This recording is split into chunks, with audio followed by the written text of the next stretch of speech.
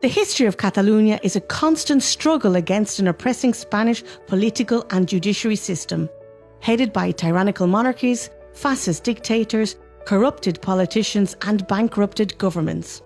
For centuries, the people of Catalonia have attempted to recover the rights and freedoms they lost under Spanish domination, to continue developing a democratic and prosperous society open to the world. Catalonia's privileged location alongside the Mediterranean coast gave birth to a cultural community with an economy mostly based on agriculture, production and trading with other nations. No wonder that Catalonia developed and published the first international maritime law book, which regulated sea trade for more than 700 years, becoming the basis of today's international mercantile law. The birth of Catalonia as a cultural and political nation started more than 1,000 years ago.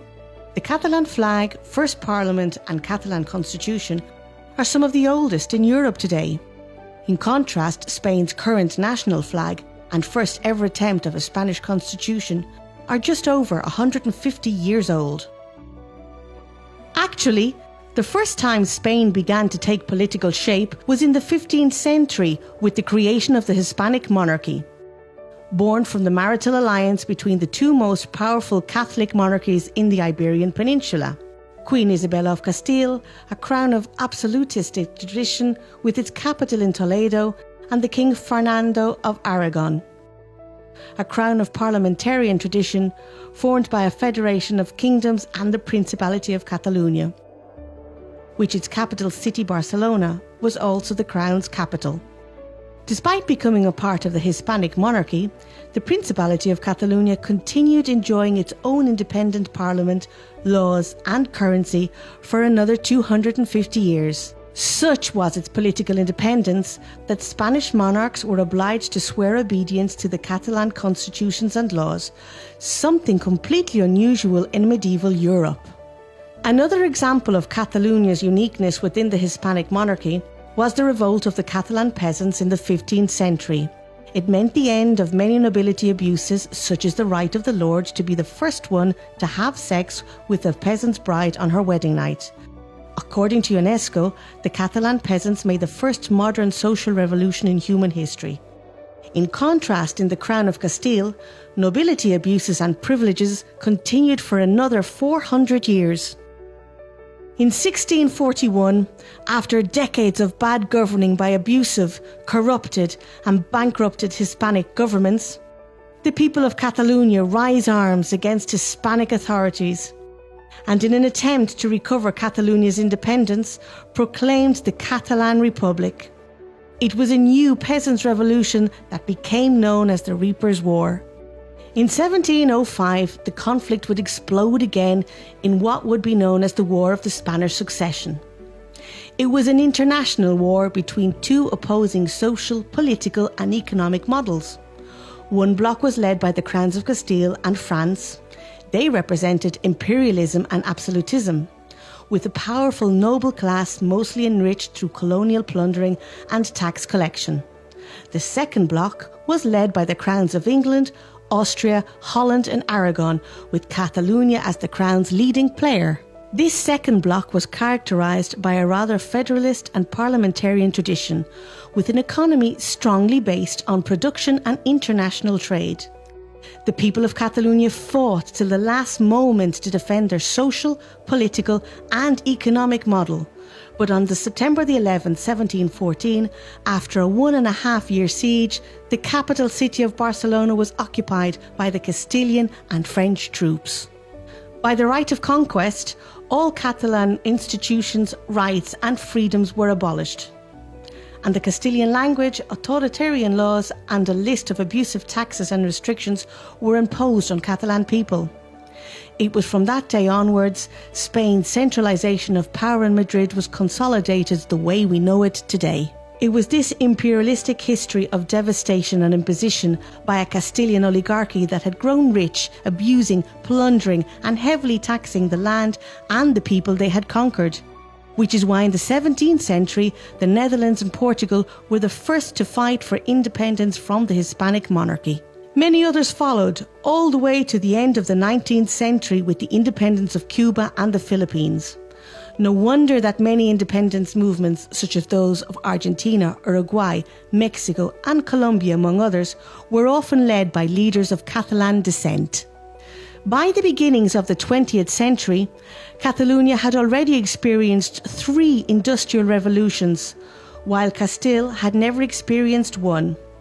For Castile's oligarchy, the easiest way to get rich had always been conquering or getting close to the ruling power of the time.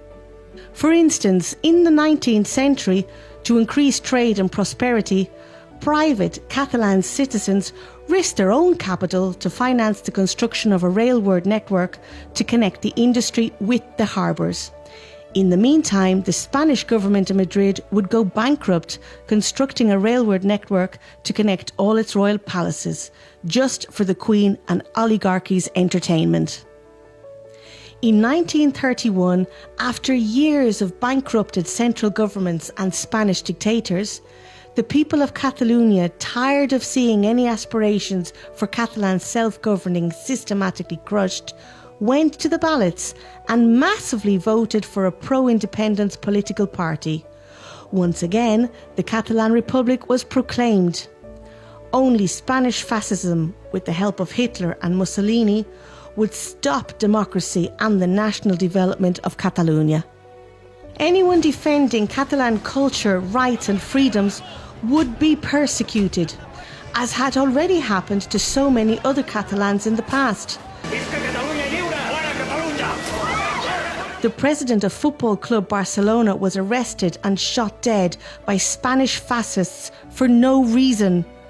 Architect Antoni Gaudí, at 72 years of age, was beaten and jailed for speaking in Catalan to a Spanish policeman. Or the president of Catalonia, who became the only ever democratically elected president in Europe, sentenced to death. After 40 years of General Franco's dictatorship and 40 more of a prearranged democracy by the dictator, history is stubborn and repeats itself. Today's Spanish government and institutions are ruled by the Partido Popular, a political party founded by former members of Franco's fascist regime.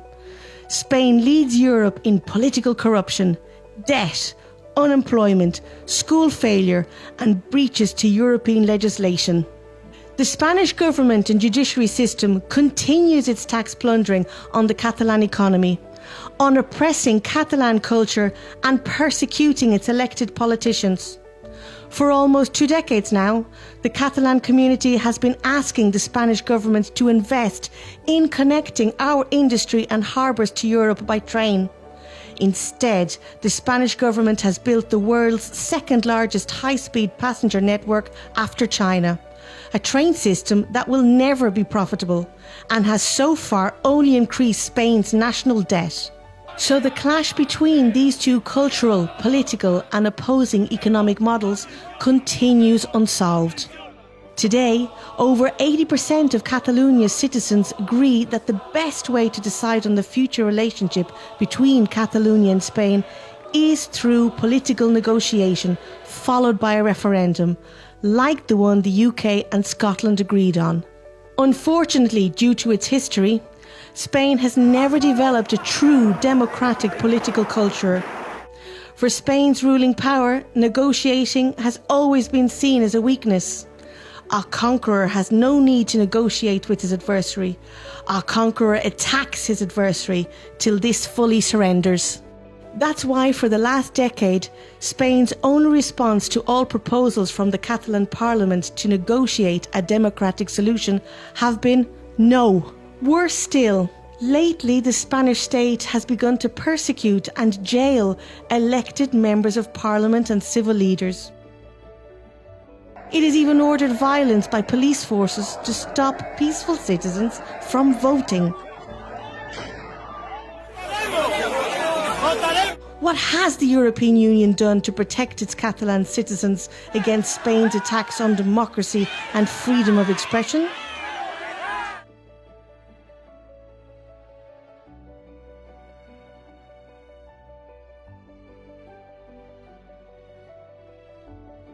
By supporting a democratic solution to this conflict, you are defending basic international human rights.